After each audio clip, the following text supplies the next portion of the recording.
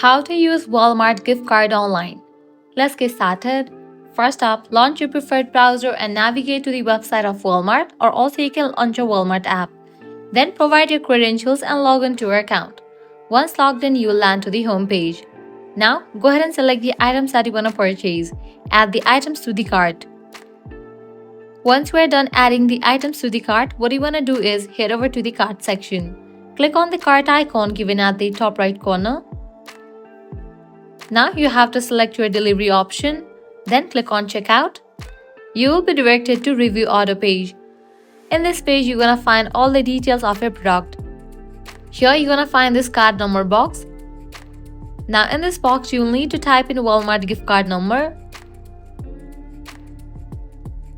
Then provide your details, first name, last name, CVV, expiration date.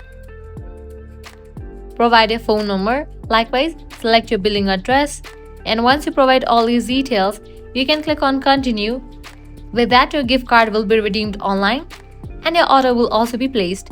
So this way you can easily use Walmart gift card online.